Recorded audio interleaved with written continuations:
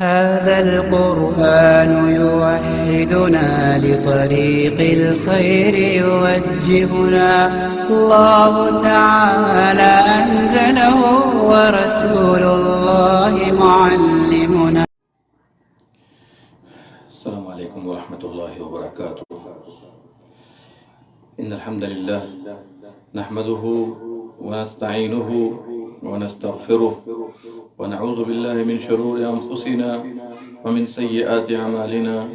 من يهده الله فلا مضل له ومن يضلله فلا هادي له، وأشهد أن لا إله إلا الله وحده لا شريك له، وأشهد أن محمدا عبده ورسوله. أما بعد، فإن أصدق الحديث كتاب الله، وخير الهدي هدي محمد صلى الله عليه وسلم، وشر الأمور محدثاتها، وكل محدثة بدعة، وكل بدعة ضلالة، وكل ضلالة في النار. يقول الله سبحانه وتعالى في كلامه المجيد: أعوذ بالله السميع العليم من الشيطان الرجيم، بسم الله الرحمن الرحيم. يا أيها الذين آمنوا اتقوا الله ولتنظر نفس ما قدمت لغد واتقوا الله إن الله خبير بما تعملون. ولا تكونوا كالذين نسوا الله فأنساهم أنفسهم أولئك هم الفاسقون. لا يستوي أصحاب النار وأصحاب الجنة، أصحاب الجنة هم الفائزون. لو أنزلنا هذا القرآن على جبل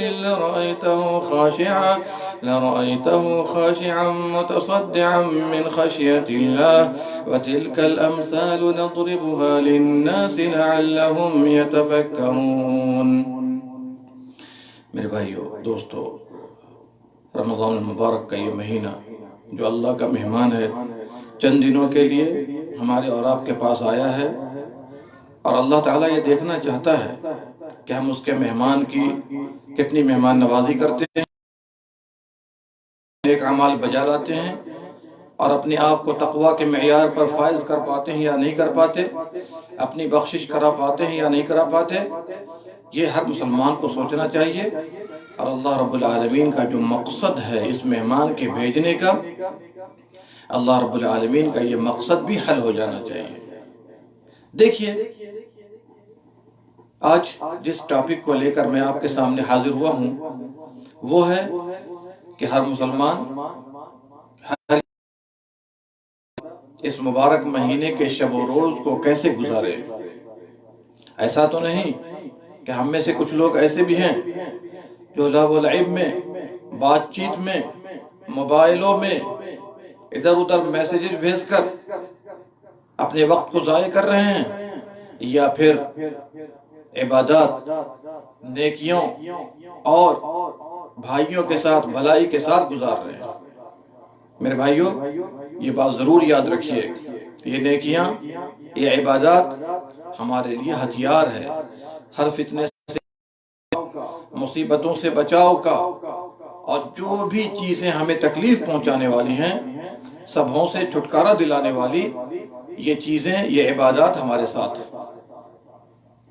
اس کی تفصیل کا موقع نہیں ہے کہ ان عبادات کا فائدہ دنیا میں کیا ہوتا ہے، برزخ اور قبر میں کیا ہوتا ہے، اور قیامت کے دن کیا ہوگا.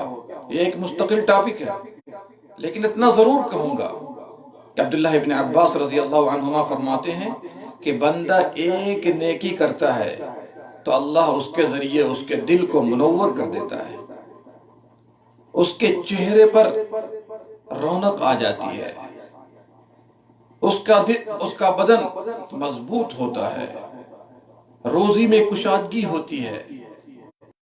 بندوں کے نزدیک اللہ رب العالمین ایسے لوگوں کی مقبولیت لکھتا ہے. یہ ایک نیکی کا فائدہ ہے جسے اللہ قبول کر لے. بھلا بتائیے، اگر کوئی آدمی روزانہ 10 20 50 100 نیکیاں کر لے، عبادات بجا لائے، کتنے بڑے فائدے ہوں گے. اور انشاءاللہ کبھی موقع ملا تو آپ کے سامنے میں لاؤں گا کہ نیک اعمال کا فائدہ آخرت میں تو ہے ہی، لیکن دنیا میں بھی بڑے فائدے ہیں اس کے. تو یہ رمضان کا مبارک مہینہ ہم اس کے دن کو کیسے گزاریں، اس کے رات کو کیسے گزاریں، ایک شیڈول دینا چاہتا ہوں، ایک روٹین دینا چاہتا ہوں کہ ہم میں سے ہر آدمی ایک نمونہ لے لے، اس نمونے کو سامنے رکھے اور اس کے بعد اپنے وقت، اپنی مصروفیات کو دیکھتے ہوئے اس کے مطابق رمضان کو کامیاب بنانے کی کوشش کرے۔ اس کو ضائع نہ کیجیے، اس کی ایک ایک گھڑی قیمتی ہے، اور یہ مہینہ جب گزر جائے گا تو آپ کو اس کا احساس ہوگا، اور یہ معلوم نہیں کہ یہ مہینہ آئندہ سال ملے یا نہ ملے۔ کیا ٹھکانہ ہے زندگانی کا، آدمی بلبلہ ہے پانی کا۔ آج آپ صحت مند ہیں، آج آپ جوان ہیں، طاقتور ہیں، آج توفیق بھی مل رہی ہے، معلوم نہیں کل ملے یا نہ ملے۔ تو آئیے وقت کی نزاکت کو دیکھتے ہوئے میں آپ کو یہ بتلا دوں کہ ہمیں صبح سے لے کر شام تک، پھر شام سے لے کر صبح تک کیا کرنا چاہیے، کن عبادات میں ہمیں اور آپ کو اپنا وقت گزارنا چاہیے، تاکہ انشاءاللہ ہمیں بھی اس سے فائدہ پہنچے، آپ کو بھی فائدہ پہنچے، اور جہاں جہاں آپ نشر کریں گے ان کو بھی فائدہ پہنچے۔ تو سب سے پہلے ہم یہ بتانا چاہتے ہیں کہ جب ہم اٹھیں گے سحری کے وقت میں، یہ وقت بڑا قیمتی ہوتا ہے، یہ وقت بڑا قیمتی ہے، چونکہ اللہ سبحانہ و تعالی سماء دنیا پر، دنیا کے آسمان پر اجلال فرماتا ہے جس طرح اس کی شان کے لائق ہے۔ اس وقت بھی انسان کو چاہیے کچھ عبادات کرے، استغفار کرے، دعا کرے، ہو سکے کچھ تلاوت کر لے، اس لیے کہ 24 گھنٹے کے جو اوقات ہیں، عام اوقات، اس میں ہم اللہ کو پکارتے ہیں، یا رب یہ دے، یا رب یہ دے، یا رب یہ مشکل، یہ پریشانی، یہ گناہ، روزی میں تنگی، بیماری وغیرہ وغیرہ، وبا۔ لیکن وہ وقت ایسا ہوتا ہے جیسا کہ صحیح بخاری اور مسلم کی روایتیں ہیں کہ اللہ سبحانہ و تعالی دنیا کے آسمان پر نزول اجلال فرماتا ہے، اس وقت میں وہ پکارتا ہے۔ دن بھر ہم پکارتے ہیں، مانگتے ہیں، وہ قبول کرتا ہے، لیکن اس وقت میں وہ پکارتا ہے، کوئی ہے مجھ سے مانگنے والا جسے میں دوں، کوئی ہے مجھ سے بخشش چاہنے والا جسے بخش دوں، کوئی ہے مجھ سے روزی مانگنے والا جسے روزی دوں۔ اس طرح جب وہ پکارتا ہے اور ہم اس وقت اٹھ کر اوور ٹائم کریں گے، اللہ کو راضی کریں گے، تو بھلا بتائیے اللہ تعالیٰ اپنے وعدے میں مخالفت کرے گا، اپنے وعدے کی خلاف ورزی کرے گا؟ میرے بھائیوں، اس وقت میں اور عام وقتوں میں یہی فرق ہے۔ عام وقتوں میں ہم پکارتے ہیں، اس وقت میں وہ پکارتا ہے۔ کتنا سہانا وقت ہے، کتنا پررونق وقت ہوتا ہے کہ بندہ اٹھے، گرچہ 2 ہی رکعت اس وقت میں پڑھ لے، قرآن کی چند آیتیں پڑھ لے، اور کم از کم استغفار اور دعا تو ضرور کرے، کیونکہ اللہ نے اس کا تذکرہ تو قرآن میں کیا ہے۔ کیا فرمایا؟ وَبِالْأَسْحَارِ هُمْ يَسْتَغْفِرُونَ۔ جی، سحور کے وقت میں، صبح کے وقت میں، فجر سے پہلے، تہجد کے وقت میں اللہ کے نیک بندے استغفار کیا کرتے ہیں۔ کیا کرتے ہیں؟ استغفار کیا کرتے ہیں۔ یا سبحان اللہ، کاش کہ ہمارا حصہ اس وقت ہو جائے، تھوڑا سا وقت ہم بھی دے دیں۔ اس کے بعد اور سحری اس انداز میں کیجئے کہ فجر کا وقت داخل ہونے سے پہلے پہلے آپ عام طور پر ختم کر لیں۔ نبی صلی اللہ علیہ وسلم نے فرمایا سحری کیا کرو، سحری کیا کرو، کیونکہ سحری میں برکت ہے، سحری میں برکت ہے۔ اور کتنی بڑی برکت کی بات ہے کہ آپ کچھ کھا پی لیتے ہیں اور دن بھر آپ کو ماشاءاللہ کچھ نہ کچھ تقویت حاصل ہوتی ہے۔ یہ بھی ایک برکت کا مظاہرہ ہمارے سامنے ہے۔ اور ہمارے اور یہود و نصارہ کے روزوں کے درمیان فرق بھی یہی ہے، وہ سحری نہیں کرتے تھے، ہم سحری کرتے ہیں۔ اور وہ روایت بھی آپ کی نظر سے گزری ہوگی کہ لوگ بھلائی پر اس وقت تک رہیں گے جب سحری میں تاخیر اور افطار میں جلدی کرتے رہیں گے۔ اب آئیے، سحری سے فارغ ہو گئے، اس کے بعد وضو کر لیجئے۔ جب فجر کی اذان ہونے لگے، اذان کا جواب دیجئے۔ بہت سے لوگ ہیں جو اس جواب سے محروم ہیں۔ اللہ اکبر۔ مؤذن کہے، جیسا کہے آپ کو ویسے ہی کہنا ہے، سوائے حی علتین کے، حی علی الصلاۃ اور حی علی الفلاح کے۔ امام کہے گا اللہ اکبر اللہ اکبر، آپ کو بھی وہی کہنا ہے۔ اشہد ان لا الہ الا اللہ، آپ کو وہی کہنا ہے۔ اشہد ان محمد رسول اللہ، آپ کو وہی کہنا ہے. حی علی الصلاح حی علی الفلاح کہے گا تو ہمیں کہنا ہے لا حول ولا قوت الا باللہ. اور اگر فجر کی اذان ہے جیسا کہ ابھی ہماری گفتگو چل رہی ہے، وہ کہے گا الصلاۃ خیر من النوم، تو ہمیں بھی یہی کہنا ہے، چونکہ اس سلسلے میں جو روایت وارد ہے صدقتا و بررتا والی، وہ روایت ضعیف ہے. ٹھیک ہے، تو ہمیں کہنا ہے الصلاۃ خیر من النوم کے جواب میں الصلاۃ خیر من النوم. پھر اس کے بعد اللہ اکبر وہی کہنا ہے، لا الہ الا اللہ دہرا دینا ہے اسی کو. یہ ہم نے جواب دے دیا. اس کے بعد نبی صلی اللہ علیہ وسلم پہ درود پڑھیے گا. نبی صلی اللہ علیہ وسلم نے فرمایا کہ جو آدمی اذان کا جواب دے دے اور مجھ پر درود پڑھ لے، درود بھی پڑھیے گا جو ثابت ہے اور جائز ہے. ثابت سے مراد درود ابراہیمی وغیرہ پڑھ لیجئے جو نماز میں پڑھتے ہیں، اور جائز سے مراد ہر وہ درود جو شریعت کے دائرے میں ہے. ہم جیسے ہم پڑھ لیں صلی اللہ علیہ وسلم، یا ہم پڑھ لیں محمد، اس طرح سے درود پڑھ لیں. لیکن ان درودوں سے پرہیز کیجئے گا جس میں شرکیہ جملے ہیں. اب آپ کہیے گا کہ کون سا درود ہے جس میں شرکیہ جملے ہیں؟ جیسے درود تاج ہے. درود تاج شرکیہ ہے اس لیے کہ اس کے اندر ایسے ایسے جملے ہیں کہ اگر بندہ سمجھ لے تو کبھی بھی اس کو ہاتھ نہ لگائے. اب جیسے ایک جملہ میں آپ کو بتا رہا ہوں، درود تاج نام تو بڑا اچھا رکھا ہے لیکن ڈپلیکیٹنگ کی گئی ہے. کیا ہے جملہ؟ دافع الوباء والبلاء والقحط والمرض والالم. وبا، بلا، قحط، بیماری، تکلیف کو دور کرنے والے ہیں کون؟ اللہ نہیں، نبی صلی اللہ علیہ وسلم کے بارے میں. شرکیہ درود ہے یہ سب. تو اولڈ از گولڈ جو ہمارے نبی صلی اللہ علیہ وسلم نے ہمیں دیا، یا شریعت کے دائرے میں رہ کر جو درود ہے ہمیں وہ کہنا چاہیے. نئے نئے درودوں کی طرف نہیں جانا چاہیے. ایسا نہ ہو کہ لا علمی میں آپ شرکیہ جملہ کہہ رہے ہوں. اس کے بعد دعا پڑھ لیں گے. کون سی دعا ہے؟ جس میں دعائے وسیلہ ہے. اللہم رب هذه الدعوة التامة والصلاة القائمة آت محمدا الوسیلة والفضیلہ وابعثه مقاما محمودا الذی وعدته. یہ روایت بخاری اور احمد کے اندر ہے، اور بعض روایت میں اس کا بھی اضافہ انک لا تخلف المیعاد. اگر آپ نے یہ کہہ دیا تو باذن اللہ تعالی نبی صلی اللہ علیہ وسلم فرماتے ہیں حلت لہ شفاعتی یوم القیامہ، قیامت کے دن میری شفاعت اس کے لیے اتر جائے گی، حلال ہو جائے گی. یہ آپ نے کہہ دیا، اللہ اکبر، نبی صلی اللہ علیہ وسلم کی شفاعت انشاءاللہ اتر جائے گی. اس کے بعد اذان ہو گئی ہے، ہم مسجد کا رخ کریں. اذان سے پہلے ہو سکے تو بہتر ہے، اور اگر اذان سے پہلے پہنچ جاتے ہیں، اذان سے پہلے، تو ہم انشاءاللہ داخلہ مسجد پڑھ کر بیٹھیں گے. ٹھیک ہے، جب اذان ہو گئی تو اس کے بعد انشاءاللہ ہم فجر کی سنت پڑھ لیں گے. کیا پڑھ لیں گے؟ فجر کی سنت پڑھ لیں گے. اور اگر ہم اذان کے بعد پہنچے تو فجر کی سنت پڑھنا ہمارے لیے کافی ہے. فجر کی سنت پڑھنا ہمارے لیے تحیت الوضو، تحیت المسجد سبوں کی طرف سے کافی ہے. جس وقت میں کوئی سنت ہے ہمیں داخلہ مسجد کی ضرورت نہیں، اور اگر نہیں ہے تو ہمیں انشاءاللہ داخلہ مسجد بھی پڑھنا ہے. چلیے، اس کے بعد ہم 2 رکعت فجر کی سنت پڑھ لیں گے، اور اس کی فضیلت بہت زیادہ ہے. نبی صلی اللہ علیہ وسلم نے فرمایا رکعتا الفجر خیر من الدنیا وما فیہا، رواہ مسلم. فجر کی 2 رکعت سنت دنیا اور دنیا کے اندر جو کچھ بھی دیکھ رہے ہیں سبوں سے بہتر ہے. اللہ اکبر. اور ایک حدیث اور بھی ذہن میں رکھیے، پیارے نبی صلی اللہ علیہ وسلم نے فرمایا، اختصار کے ساتھ مسلم کے اندر ہے اور ترمذی وغیرہ میں تفصیل کے ساتھ ہے. آپ صلی اللہ علیہ وسلم نے فرمایا کہ جو آدمی دن اور رات میں 12 رکعتیں پڑھ لے نفل، جس کو ہم سنت مؤکدہ کہتے ہیں، ہمیشہ آپ صلی اللہ علیہ وسلم نے اس کا اہتمام کیا ہے، تو ہر دن کے بدلے، یعنی 12 رکعت آپ پڑھ لیا تو ہر دن کے بدلے جنت میں ایک گھر بنایا جائے گا. اللہ اکبر. کتنے گھر ہم سے مس ہو گئے کہ نہیں ہو گئے؟ یا سبحان اللہ، ہم محروم ہو جاتے ہیں. 2 فجر سے پہلے کی سنت، 4 ظہر سے پہلے، 2 ظہر کے بعد، 2 مغرب کے بعد، 2 عشاء کے بعد.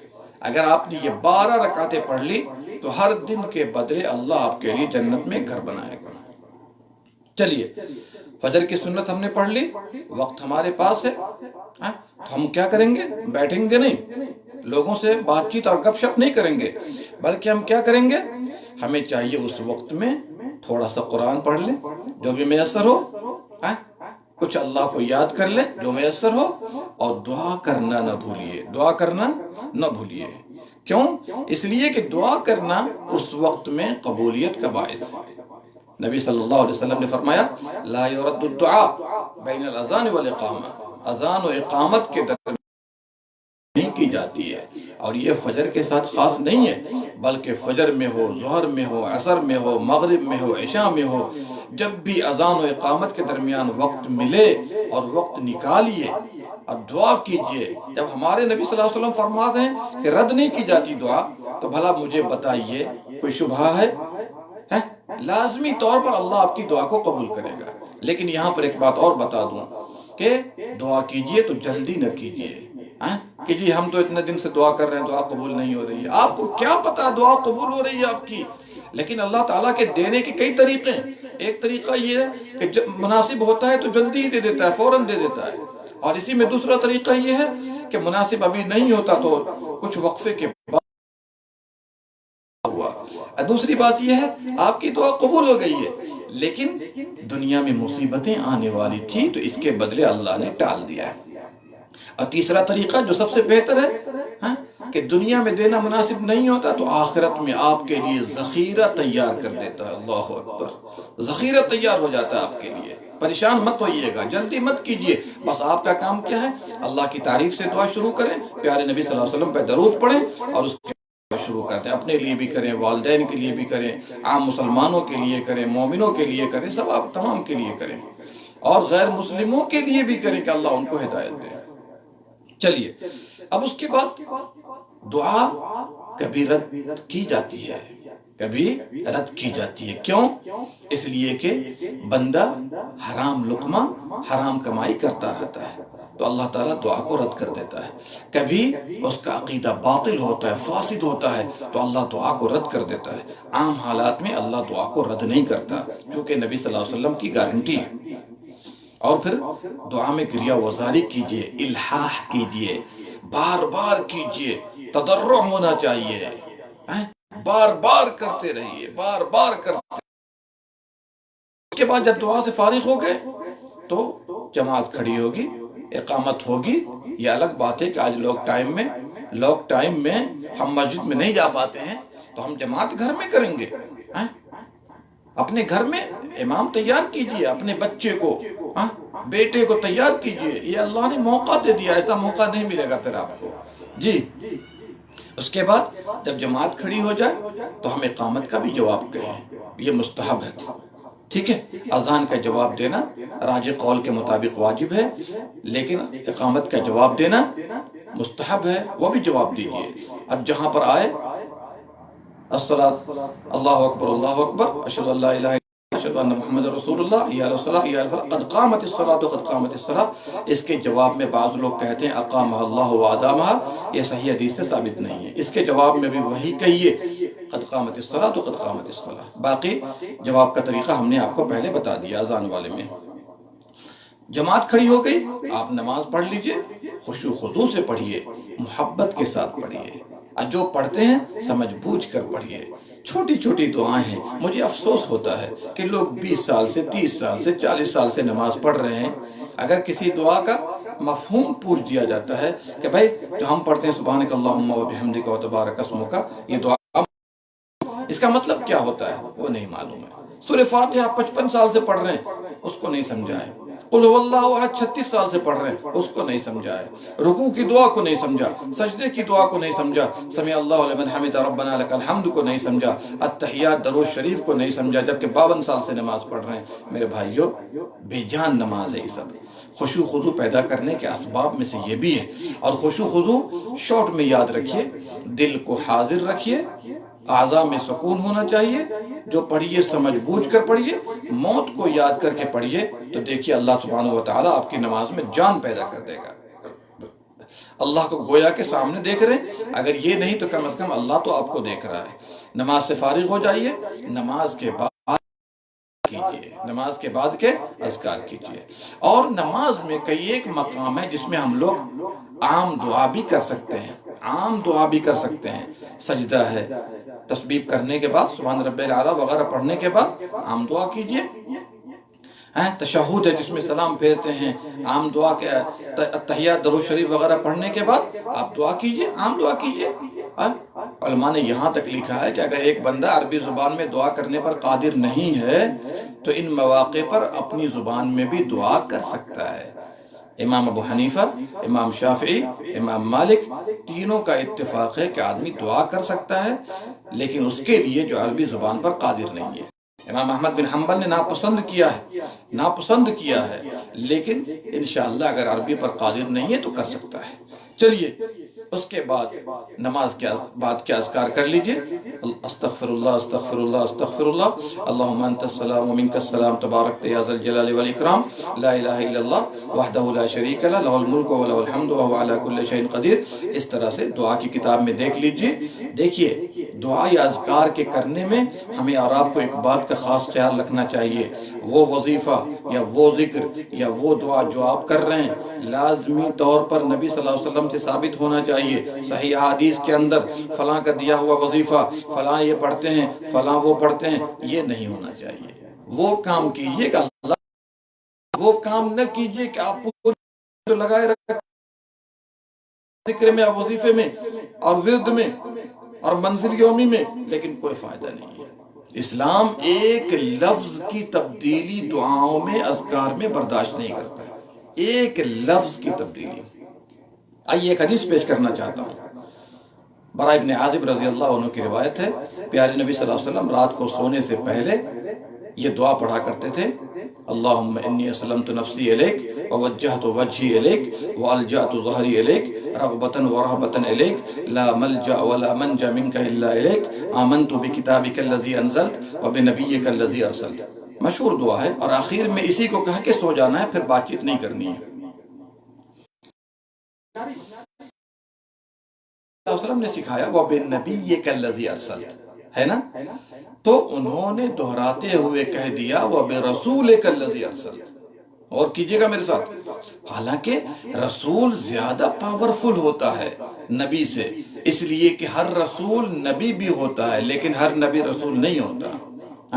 اس کے باوجود نبی صلی اللہ علیہ وسلم نے نبی کے لفظ کے بجائے رسول کو برداشت نہیں کیا۔ کیا کہا تم نے؟ کہا دہراؤ، وَبِرَسُولِكَ الَّذِي أَرْسَلْتَ کہہ دیا انہوں نے۔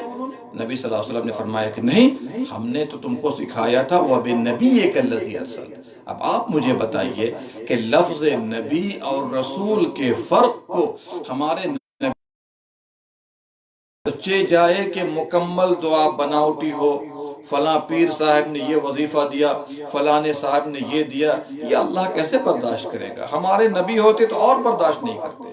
اس لیے میرے بھائیوں، جو بھی ذکر اور دعا کیجئے لازمی طور پر دعا اور ذکر ثابت ہونا چاہیے نبی صلی اللہ علیہ وسلم سے۔ اگر ثابت کرنے کا کوئی فائدہ نہیں۔ اور یہ کب؟ خاص اوقات میں، خاص حالت میں، خاص دعا جو بھی کریں گے وہ ثابت ہونا چاہیے۔ اب ویسے عام دعا کرنا چاہیں اپنی زبان میں جس وقت چاہیں کریں، کوئی بات نہیں ہے۔ چلیے ذکر کر لیا، اور میں ذکر نہیں پیش کر رہا ہوں چونکہ وقت نہیں ہے، تو آپ دعا کی کتاب میں دیکھ لیجئے گا، حسن المسلم وغیرہ میں، ٹھیک ہے؟ جب آپ اس سے فارغ ہو گئے تو آپ انشاءاللہ اپنی جگہ بیٹھے رہیے، اپنی جگہ بیٹھے رہیے۔ مسجد میں رہتے ہیں، چونکہ ابھی تو لاک ڈاؤن میں مسجد میں نہیں جا سکتے، لیکن عام زندگی کی بھی بات کر رہا ہوں، اپنی جگہ بیٹھے رہیے، اللہ کو یاد کیجئے، قرآن کی تلاوت کیجئے، اور ہو سکے تو صبح کے اذکار کر لیجئے اور یہ معتمد کتابوں سے لے لیجئے۔ اس کے بعد جب سورج نکل جائے، آفتاب نکل جائے، طلوع ہو جائے، 15 منٹ انتظار اور کر لیجئے۔ اس وقت میں منع ہے نماز پڑھنا، رکعت پڑھ لیجئے۔ یہ چاشت کی نماز ہے۔ کس کی نماز ہے؟ چاشت کی نماز ہے۔ جی یہ اول وقت ہے چاشت کا، جس کو صلاۃ الضحیٰ کہتے ہیں، اور نبی صلی اللہ علیہ وسلم نے صلاۃ الضحیٰ کو ہی صلاۃ الاوابین کہا ہے۔ صلاۃ الاوابین حین ترمض الفصال۔ صلاۃ الاوابین کیا ہے؟ جب اونٹ کے بچوں کے تلوے جلنے لگیں، اس کو صلاۃ الاوابین کہا ہے۔ لیکن ہمارے یہاں ایک بناوٹی نماز لوگوں نے بنا لی ہے، کیا؟ مغرب کے بعد صلاۃ الاوابین پڑھتے ہیں 6 رکعت نماز۔ وہ ثابت نہیں ہے، تحقیق میں نے کی ہے اپنی کتاب میں بھی، وہ ثابت نہیں ہے۔ اوابین کے نام سے جو نماز ہے وہ چاشت کی نماز ہے، صلاۃ الضحیٰ ہے۔ اول وقت میں پڑھ لیا آپ نے، اس ترتیب کے ساتھ اس جگہ بیٹھے رہیے، فجر کے بعد ذکر کیجئے، اس کے بعد سورج نکلنے کے 15 منٹ کے بعد اگر آپ 2 رکعت پڑھ لیتے ہیں مکمل حج مکمل عمرے کا ثواب ملے گا۔ اور اگر اس وقت میں نہیں پڑھ سکے تو پھر آپ جب ذرا دھوپ تیز ہو جائے، جس وقت میں اونٹ کے بچوں کے تلوے جلنے لگتے ہیں اس وقت میں پڑھ لیجئے، اور یہ آپ کے یہ 24 گھنٹے میں اللہ سبحانہ و تعالیٰ نے جسم کے اعضاء پر جو حق لگایا تھا اس کا وہ حق ادا ہو گیا، اس کا وہ حق ادا ہو گیا۔ تو ہمیں اور آپ کو چاہیے اس کا خیال رکھیں۔ چلیے، چاشت کی بندے اس کو پڑھا کرتے ہیں تو ہم اپنے کام کی طرف جا سکتے ہیں، اپنے کام کی طرف جا سکتے ہیں۔ جو بھی کام ہے، ڈیوٹی ہے، وہ کام کر لیجئے، کوئی بات نہیں ہے انشاءاللہ۔ لیکن ایک بات یاد رکھیے گا، ڈیوٹی آپ کفیل کی کیجئے گا، اپنی دکان کھولیے گا، اپنی تجارت کو سنبھالیے گا، دل میں نیت رکھیے گا کہ اس سے جو کمائی ہمیں ہوگی اللہ کی عبادت پر تقویت حاصل کریں گے، اور بال بچوں کی دیکھ ریکھ کریں گے، اہل و عیال کی دیکھ ریکھ، مسلمان بھائیوں کا خیال رکھیں گے، تو یہ کام کرنا بھی عبادت و اطاعت میں شامل ہے اور داخل ہے۔ اس کا مطلب یہ ہوا کہ 24 گھنٹے کو ہم عبادت بنا سکتے ہیں۔ کیسے؟ ایک تو اللہ کو راضی کرنے کے لیے، عبادت پر تقویت کے لیے ہم ہر کام کر رہے ہیں، چاہے ہم سوتے ہوں کھاتے ہوں، اور ساتھ ساتھ نبی صلی اللہ علیہ وسلم کے طریقے کے مطابق ہوگا تو 24 گھنٹے کا پورا نیٹ ورک جو آپ کر رہے ہیں سب عبادت میں داخل ہے۔ اللہ اکبر، کتنا بہترین ہمارا مذہب اسلام ہے، کتنا بہترین ہمارا دین اسلام ہے۔ 24 گھنٹہ حالانکہ دنیا کا کام کر رہے ہیں، لیکن چونکہ ہم اس سے عبادت پر تقویت اور اللہ کو راضی کرنے کے لیے کر رہے ہیں، حلال و حرام کی تمیز کرتے ہوئے کر رہے ہیں، تو اللہ تعالیٰ 24 گھنٹے کے کام کو اللہ تعالیٰ ہمارے لیے عبادت بنا دیتا ہے۔ اور ایک بات اور بھی یاد رکھیے گا، اپنے دنیاوی کام میں بھی امانت کا خیال رکھیے اور زبان کا خیال رکھیے۔ غلط زبان استعمال نہ کیجیے، نہ اپنے لوگوں کے ساتھ، نہ کسٹمر کے ساتھ، نہ کسی اور کے ساتھ۔ بات سمجھ میں آتی ہے؟ اس کے بعد جب ہم واپس آ جائیں گے، اللہ اکبر، ظہر کا وقت قریب آ جائے گا، ٹھیک ہے؟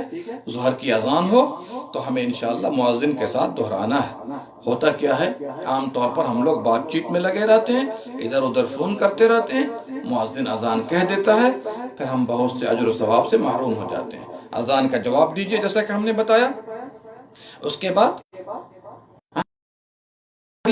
اللہم صلی علی محمد وعلی آل محمد۔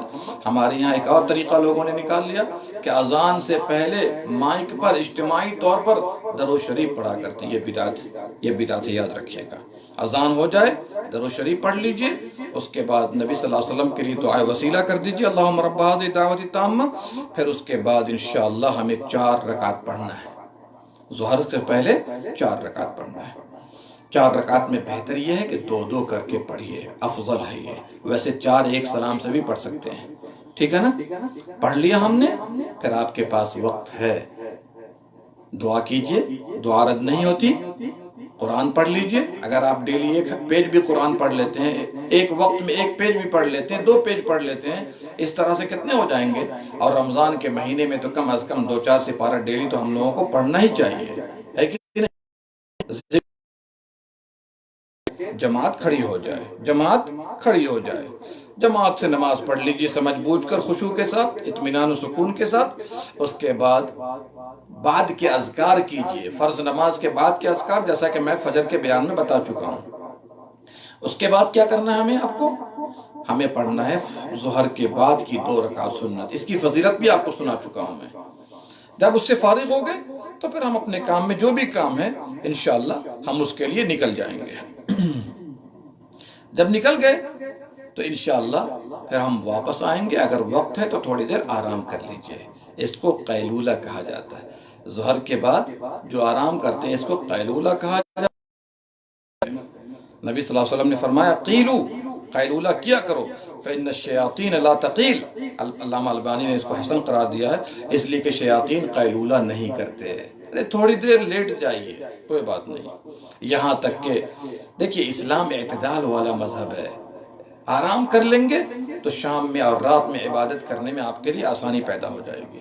یہاں تک کہ عصر کا وقت آ جائے، اذان کے ساتھ آپ اس کا جواب دیجئے، اور پھر اس کے بعد عصر سے پہلے بھی سنت ثابت ہے، کم سے کم 2 اور افضل 4 رکعت ہے۔ نبی صلی اللہ علیہ وسلم نے فرمایا رحم اللہ امرأن صلی قبل العصر 4، اللہ اس آدمی پر رحم کرے جس نے عصر سے پہلے 4 رکعت سنت پڑھ لی ہو۔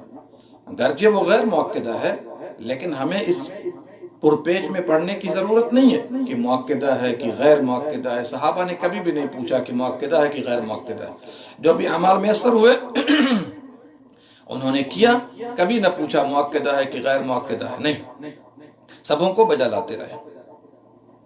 اور عصر کے بعد کوئی سنت نہیں ہے، مکروہ وقت شروع ہو جاتا ہے، لیکن نماز عصر جب ادا ہوگی اطمینان سے، خشوع خضوع سے، اور دعا اچھے طریقے سے سمجھ بوجھ کر پڑھیے اور اللہ تعالیٰ کو راضی کیجیے۔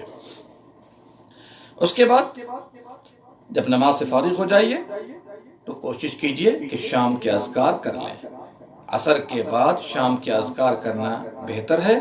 اگر کوئی نہیں کر سکا کسی مجبوری میں تو مغرب کے بعد بھی کر سکتا ہے، اور اللہ نے وقت دیا ہے، قرآن پڑھیے، اذکار کیجیے، پھر اس کے بعد انشاءاللہ قرآن کی تلاوت سے اپنے آپ کو سرشار کیجیے۔ یہاں پر ایک بات اور بتا دوں، دن اور رات میں 5 وقت ہیں جو مکروہ اوقات مانے جاتے ہیں۔ ایک تو فجر کے بعد، اور ایک ہے سورج نکلنے کا وقت، 2 ہو گیا۔ تیسرا ہے زوال کا وقت جو 12 بجے کے آس پاس کا ہوتا ہے۔ چوتھا ہے عصر کے بعد، اور 5واں ہے سورج غروب ہونے کا۔ یہ 5 اوقات میں نماز پڑھنا منع ہے۔ کون سی نماز؟ عام نوافل۔ لیکن اگر کوئی سبب والی نماز ہے تو ہم پڑھ سکتے ہیں۔ جیسے کسی کی فرض نماز فوت ہو گئی، ان مکروہ اوقات میں بھی پڑھ سکتا ہے۔ جی، اگر کسی کی سنت رہ گئی تھی نہیں پڑھ سکا تو ان مکروہ اوقات میں بھی ادا کر سکتا ہے۔ اس لیے کہ ایک مرتبہ نبی صلی اللہ علیہ وسلم کی ظہر کے بعد کی سنت فوت ہو گئی تو عصر کے بعد ادا کیا ہے۔ کیا پتہ چلا کہ سبب والی نمازیں پڑھی جا سکتی ہیں۔ ایک آدمی طواف سے فارغ ہوا تھا تو وہ سنت پڑھ سکتا ہے، طواف کی سنت پڑھ سکتا ہے۔ اس لیے کہ نبی صلی اللہ علیہ وسلم نے فرمایا ہے 3 طرح کے لوگوں سے قلم کو روک لیا گیا ہے، ان میں سے ایک سونے والا یہاں تک کہ بیدار ہو جائے۔ جب بھی بیدار ہوگا وہ پڑھے گا۔ وہ مکروہ وقت میں یہ نہیں پوچھے گا کہ جی ابھی وقت ہے کہ نہیں ہے۔ ہمارے یہاں عام طور پر لوگ پوچھتے ہیں کہ وقت ہے، نہیں، اس لیے کہ ایسے سبب والے لوگوں کے لیے مکروہ وقت ہے ہی نہیں۔ اسی طریقے سے مسجد میں داخل ہوئے تو ہم پڑھیں گے۔ نبی صلی اللہ علیہ وسلم نے فرمایا جب بھی تم میں سے کوئی مسجد میں داخل ہو تو نہ بیٹھے یہاں تک کہ نماز پڑھے۔ سبب والی نمازیں، فرض نمازیں وغیرہ فوت ہو گئی ہیں تو ہم پڑھ لیں گے۔ چلیے ایک بات اور بتا دوں، مسجد میں داخل ہوئے فجر میں اور سنت سے فارغ ہو گئے تو اس کے بعد بھی کوئی نماز نہیں ہے۔ اس کو بھی ایڈ کر لیجئے، 6 وقت ہو جائے گا۔ فجر کا وقت ہے، مسجد میں داخل ہوئے، سنت پڑھ کے بیٹھ گئے تو ہم کوئی نماز نہیں پڑھ سکتے ہیں۔ فجر کی سنت کے علاوہ کوئی نماز نہیں ہے۔ جی، سعید ابن آدمی کو دیکھا کہ فجر کی سنت کے بعد وہ نماز پڑھ رہا ہے، بار بار 2 رکعت کر کے پڑھے جا رہا ہے۔ انہوں نے پوچھا کہ کون سی نماز پڑھ رہے ہو؟ تو پڑھنے والے نے کہا کہ اللہ نماز پڑھنے پر عذاب دے گا۔ کہا اللہ نماز پڑھنے پر تو عذاب نہیں دے گا، لیکن نبی صلی اللہ علیہ وسلم کی مخالفت کرنے پر عذاب دے گا۔ کیا پتا چلا کہ فجر میں سنت پڑھنے کے بعد بھی کوئی نماز نہیں ہے۔ چلیے، تو ہم لوگ بات کر رہے تھے عصر کے بعد ہم لوگوں نے شام کے اذکار بھی کر لیا، اس کے بعد قرآن وغیرہ کی تلاوت کیجیے۔ اور میں آپ کو بتاؤں جو بھی خالی وقت ہے اس میں ہم اپنے رشتہ داروں کا بھی خیال رکھیں۔ نہیں جا سکتے ہیں تو کم سے کم فون پر رابطہ کر کے اچھی بات تو کر سکتے ہیں۔ جی، تو اس لیے میں آپ سے کہنا چاہوں گا کہ صلہ رحمی کا خیال رکھیے، اپنے والدین کا، بھائی بہنوں کا، رشتہ داروں کا، یہاں تک کہ دور کے بھی جو رشتہ دار ہیں، فون گھمانے میں کیا جاتا ہے آپ کو؟ ہو سکے کچھ امداد بھی کر دیجئے، ضرورت ہے، رمضان میں خرچ کے لیے نہیں ہے، دے دیجئے، یتیم کی دیکھ ریکھ ہو، نیکیوں کو تلاش کیجئے۔ جب آپ نیکیوں کو تلاش کریں گے تو اللہ سبحانہ و تعالیٰ آپ کو جنت میں جانا آسان کر دے گا۔ یتیم فی الجنت کہاتین، میں اور یتیم کی کفالت کرنے والے جنت میں اس طرح ہوں گے۔ اللہ اکبر، اللہ ہم سب کو توفیق دے۔ دیکھیے، نیکیوں کو تلاش کریں گے تو یاد رکھیے اللہ تعالیٰ دنیا میں مصیبت کو ٹالے گا اور آخرت میں اللہ تعالیٰ آپ کو جنت میں داخل فرمائے گا۔ فضیلتیں بہت ہیں، تفصیل کا موقع نہیں ہے۔ عصر کے بعد اگر مسجد میں درس ہوتا ہو تو ابھی سن لیجئے، اور اگر نہیں ہوتا ہے تو انتظار میں بیٹھنا مسجد میں، ایک تو ہے اذان کے بعد انتظار کرنا، وہ بھی عبادت میں داخل ہے، اور ایک ہے کہ فرائض کی ادائیگی کے بعد مسجد میں بیٹھنا اپنے مصلی پر۔ نبی صلی اللہ علیہ وسلم نے فرمایا جب تک مصلی پر بیٹھا رہتا ہے تو فرشتے اس کے لیے دعائے رحمت کرتے رہتے ہیں۔ اور ایک حدیث میں آپ کو سنانا چاہتا ہوں، اس سلسلے میں امام ترمذی نے روایت کیا ہے کہ ایک مرتبہ نبی صلی اللہ علیہ وسلم صبح کی نماز میں تھوڑی تاخیر سے آئے، یہاں تک کہ ہمیں شک ہونے لگا کہ ایسا نہ ہو کہ سورج نہ نکل جائے، تو آپ بہت تیزی سے آئے، پھر اقامت کہی گئی، نبی صلی اللہ علیہ وسلم نے نماز پڑھائی، اختصار کے ساتھ نماز پڑھائی، جب سلام پھیرا تو اپنی آواز سے لوگوں سے کہا آ جاؤ، صف میں آ جاؤ۔ پھر اس کے بعد آپ نے فرمایا کہ میں تمہیں بیان کرنا چاہتا ہوں کہ میں صبح کی نماز میں دیر سے کیوں آیا۔ کہا کہ میں رات کو اٹھا، وضو کیا، میں نے نماز پڑھی، یہ اپنی بات کر رہے ہیں، پھر اس کے بعد نماز کے بعد میری پھر ذرا بوجھ کا بھی احساس ہوا تو میں نے اللہ سبحانہ و تعالیٰ کو سب سے بہترین صورت میں دیکھا، خواب میں دیکھا۔ کہا یا محمد قلت لبیک رب، اے محمد، تو آپ نے کہا لبیک یا رب، تو اللہ نے فرمایا فیما یختصم الملأ الاعلی، مقرب فرشتے آپس میں کس بات پہ جھگڑ رہے تھے، تو آپ نے فرمایا مجھے نہیں معلوم اے رب، یہاں تک کہ اللہ نے 3 مرتبہ کہا، اور میں نے دیکھا کہ اللہ نے اپنی ہتھیلی ہمارے دونوں موڑھوں کے درمیان میں رکھا، یہاں تک کہ انگلی کی ٹھنڈک کو ہم نے پایا سینوں کے درمیان۔ فتجلی لی کل شیء وعرفت، ہمارے لیے ہر چیز کھل گئی، واضح ہو گئی، اور میں نے پہچان لیا۔ کیا پہچان لیا؟ اس کے بعد اللہ تعالیٰ نے آسمان و زمین کا علم اللہ تعالیٰ نے آپ کو دے دیا، تو جتنا دیا آپ کو معلوم ہوا، اور بہت سی چیزیں دنیا میں آپ کو نہیں بھی معلوم ہوئی تھی، اس پر دلائل موجود ہیں۔ یہودی آئے، 3 سوال کیا، آپ کے پاس تینوں کا جواب نہیں تھا، جس کا تذکرہ سورہ کہف کے اندر ہے۔ زہر کھلا دیا گیا خیبر کے میدان میں، تو آپ کو نہیں معلوم تھا کہ کھانے میں زہر ہے۔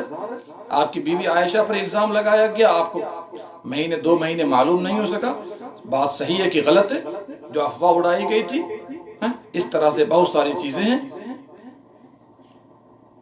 آپ کی بیویوں میں سے 2 نے آپ کو جو ہے ایک اسکیم تیار کی، آپ کی 2 بیویوں نے ایک اسکیم تیار کی کہ ہر روز نبی صلی اللہ علیہ وسلم زینب کے پاس جاتے ہیں اور شہد پی کے آ جاتے ہیں، تو ان دونوں نے اس کی عائشہ اور حفصہ نے اسکیم تیار کی اور کہا کہ مغافیر کی بو آ رہی ہے، تو معلوم نہیں ہو سکا، یقین کر لیا آپ نے، پھر اس کے بعد شہد کو حرام کیا تو سورہ تحریم کی آیت نمبر 1 اتری۔ اس طرح سے یاد رکھیے جو اللہ نے بتایا وہ معلوم ہوا، جو نہیں بتایا وہ معلوم۔ جب اللہ نے بتایا تو پھر اس کے بعد اللہ نے کہا یا محمد، تو آپ نے فرمایا لبیک یا رب۔ پھر اس کے بعد اللہ نے فرمایا کہ مقرب فرشتے کس بات پہ جھگڑ رہے ہیں، تو میں نے کہا کفارات میں، کفارات جو گناہوں کا کفارہ بنتے ہیں، کہا وہ کیا ہیں؟ اللہ نے پوچھا تو آپ نے جواب دیا مشی الاقدام الى الجماعات والجلوس فی المساجد بعد الصلوات، جماعتوں کے لیے قدم قدم چل چل کے جانا، اور اس کے بعد نمازوں کے بعد مساجد میں بیٹھے رہنا، اور ناپسندیدگی کے باوجود جیسے ٹھنڈک کا موسم ہوتا ہے وضو کو مکمل کرنا۔ پھر کہا پھر کس چیز میں؟ کہا کہ کھانا کھلانا، نرم بات کرنا، لوگ سو رہے ہوں نمازیں پڑھنا۔ پھر اس کے بعد کہا کہ کچھ مانگ، تو آپ نے دعا مانگی اللہم انی اسألک فعل الخیرات وترک المنکرات وحب المساکین وان تغفر لی وترحمنی فتوفنی غیر مفتون واسألک حبک وحب من یحبک وحب عمل یقرب الی حبک۔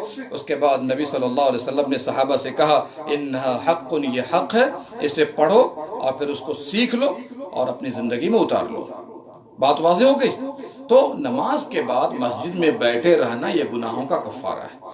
اس روایت پر بعض المحدثین نے کلام کیا ہے، لیکن علامہ البانی رحمہ اللہ وغیرہ نے اس کو صحیح قرار دیا ہے، اور امام بخاری نے بھی اس کو صحیح قرار دیا ہے۔ تو اس سلسلے میں یاد رکھیے گا علماء نے اس حدیث پر کلام کیا ہے، لیکن امام ترمذی نے پیش کیا اور علامہ البانی نے سلسلہ صحیح حدیث نمبر 3169 میں اس کو صحیح قرار دیا ہے۔ یہ الگ بات ہے کہ امام بخاری، امام احمد وغیرہ نے اس کو ضعیف قرار دیا ہے۔ چلیے پھر مغرب کی اذان سے 15 منٹ پہلے ہم گھر واپس آ جائیں، وضو کریں، اور ہر نماز کے لیے نیا وضو کرنا یہ افضل اور مستحب ہے۔ اور اس سلسلے میں پھر یہ بھی یاد رکھیے کہ ہمیں اور آپ کو چاہیے کہ تسبیح وغیرہ کرتے رہیں، اور جب افطار کے لیے بیٹھیں تو ہمیں دعا کرنی چاہیے۔ صحیح روایات کی روشنی میں، حالانکہ بعض سندوں پر کلام بھی ہے، صحیح روایات کی روشنی میں ہمیں اور آپ کو چاہیے کہ دعا کریں۔ دعا افطار کے وقت، ایک تو روزہ دار کے ہر وقت کی دعا قبول ہوتی ہے جیسا کہ نبی صلی اللہ علیہ وسلم کا فرمان ہے، اور افطار کے وقت بھی دعا کرنی چاہیے تاکہ اللہ تعالیٰ شرف قبولیت سے نوازے۔ افطار کر لیجئے اور کم کھائیے۔ افطار کرنے کی دعا میں نے آپ کو بتایا تھا، ذهب الظمأ وابتلت العروق وثبت الاجر انشاءاللہ، اور یہ جو دعا ہے اللہم لک صمت وعلی رزقک افطرت، صحیح سند سے ثابت نہیں ہے۔ اس کے بعد تھوڑا کھائیے، نماز پڑھ لیجئے، پھر نماز کے بعد دل چاہے تھوڑا اور کھا لیجئے۔ ایک ہی مرتبہ میں پیٹ کو بھر لینا، یہ نبی صلی اللہ علیہ وسلم نے اس کو ناپسند کیا ہے۔ اور ہو سکے تو روزہ داروں کو افطار بھی کرائیے، اگر ساتھ بیٹھا کے کر سکتے ہیں تو کیجئے، اور نہیں تو ان کے گھر میں پہنچا دیجئے۔ اور جو لوگ یہ خدمت خلق کرتے ہیں، نیکی کماتے ہیں، ان کی زندگی منور ہوتی ہے، بابرکت ہوتی ہے، اس کا بھی خیال رکھیے۔ ایک اگر آپ نے روزہ دار کو افطار کرا دیا تو انشاءاللہ روزہ رکھنے میں جو اجر ملے گا آپ کو افطار کرانے میں اتنا اجر مل جائے گا۔ اب بہت نیکی کی بات ہے۔ اس کے بعد جب ہم مغرب کے بعد اگر چاہیں تو ذکر و اذکار میں لگیں۔ ذکر سے مراد عام ذکر، اللہ کو یاد کریں، دعا کریں، بہت قیمتی وقت ہے، قرآن پڑھ لیں، اور اگر نہیں تو تھوڑی دیر لیٹ جائیے تاکہ رات کو عبادت کرنے میں آسانی پیدا ہو۔ اس کے بعد ہمیں اور آپ کو چاہیے کہ اللہ سبحانہ و تعالیٰ نے موقع دیا ہے، اذان کا وقت قریب ہوگا تو انشاءاللہ ہمیں اور آپ کو چاہیے کہ اذان کا جواب دیں، اذان کا جواب دیں، اور اس کے بعد نبی صلی اللہ علیہ وسلم پہ درود پڑھیں۔ پھر اس کے بعد ہمیں چاہیے کہ اللہم رب هذه الدعوہ والی دعا پڑھ لیں۔ یہاں پر ایک بات بتا دوں، جب ہم افطار شروع کرتے ہیں بسم اللہ کر کے ہے اور ہم کوئی جواب نہیں دیتے، مغرب میں خاص طور سے جب افطار کر رہے ہوتے ہیں، نہیں میرے بھائیو، اس سنت کو بھی ضائع نہ کیجیے۔ جہاں تک موقع ہو جواب دیجیے، شارٹ درود پڑھ لیجیے، دعا پڑھ لیجیے، اس کے بعد کھانا ناشتہ شروع کر دیجیے آپ، ٹھیک ہے؟ عشاء کی اذان ہوگی تو یاد رکھیے گا کہ مغرب سے پہلے بھی 2 رکعت نماز پڑھنا ثابت ہے۔ صلو قبل المغرب، صلو قبل المغرب، صلو قبل المغرب لمن شاء، مغرب سے نماز پڑھو، مغرب سے پہلے نماز پڑھو، مغرب سے پہلے، اور عشاء میں بھی 2 رکعت اذان کے بعد جماعت سے پہلے ثابت ہے۔ بین کل اذانین صلاۃ، ہر 2 اذان کے درمیان نماز ہے، کم سے کم 2 رکعت ہے۔ ہمارے یہاں عشاء سے پہلے لوگ 4 رکعت پڑھتے ہیں سنت کے نام پر، یہ ثابت نہیں ہے۔ ہاں 2 رکعت پڑھ لیجئے، اور پھر چونکہ مکروہ وقت نہیں ہے، ہم جتنا چاہیں ہم پڑھ سکتے ہیں، کوئی حرج کی بات نہیں ہے۔ جب عشاء کی اذان ہو گئی اس کے بعد اذان و اقامت کے درمیان دعا رد نہیں ہوتی ہے، دعا کیجئے، ذکر کیجئے، عام اذکار، تلاوت قرآن کیجئے، آپ کی مرضی ہے۔ جب عشاء کی نماز ہو جائے تو اس کے بعد انشاءاللہ 2 رکعت نماز پڑھ لیجئے جو سنت موقدہ ہے۔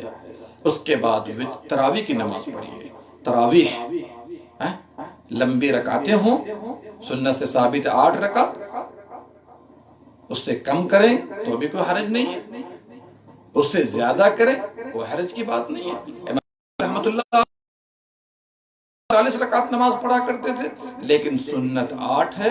کتنے ہی لوگ جھگڑا کریں، تکرار کریں، لیکن سنت تراویح 8 ہی رکعت ہے۔ نبی صلی اللہ علیہ وسلم نے رمضان میں اور غیر رمضان میں 11 رکعت مع وتر، اس سے زیادہ نہیں پڑھا کرتے تھے۔ حالانکہ گنجائش ہے، آپ کیا 42 رکعت پڑھ سکتے ہیں تراویح کے نام پر، چونکہ رات کے بارے میں نبی صلی اللہ علیہ وسلم نے فرمایا صلاۃ اللیل مثنی مثنی، رات کی نماز 2 رکعت ہے، 2 رکعت کر کے پڑھو، صبح ہو جانے کا خوف ہو تو 1 رکعت پڑھ لو، ساری نمازیں انشاءاللہ کیا ہو جائیں گی، طاق بن جائیں گی۔ تو 8 سے کم بھی، 8 سے زیادہ بھی، جتنا چاہیں، لیکن سنت سے ثابت نبی صلی اللہ علیہ وسلم سے رمضان ہو یا غیر رمضان ہو وہ آپ 8 ہی پڑھا کرتے تھے، پلس 3 رکعت وتر۔ نبی صلی اللہ علیہ وسلم کی بیوی اما عائشہ رضی اللہ عنہ سے پوچھا گیا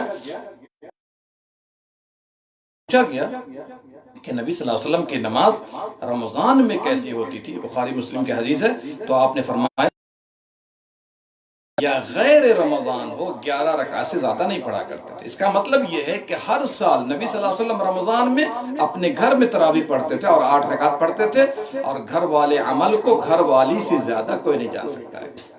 اور 3 رکعت جو جماعت کے ساتھ پڑھائی ہے نبی صلی اللہ علیہ وسلم نے مسجد میں جا کر کے صحابہ کو، تو آپ جا کر کے ابن حبان کی روایت دیکھیے، جابر رضی اللہ عنہ کی روایت ہے، وہاں پر بھی جابر رضی اللہ عنہ نقل کرتے ہیں کہ 8+3 پڑھایا تھا آپ نے۔ اس میں جھگڑنے کی زیادہ ضرورت نہیں ہے، کم و بیش بھی جائز ہے، لیکن افضل یہ ہے۔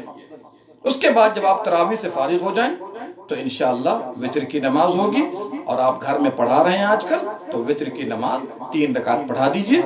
اس کے بعد پہلی رکعت میں سورہ فاتحہ پڑھیے، دوسری رکعت میں فاتحہ کے بعد قل یا الکافرون پڑھیے، تیسری رکعت میں فاتحہ کے بعد قل هو اللہ احد پڑھ لیجئے، اور تیسری ہی رکعت میں دعائے قنوت کر لیجئے۔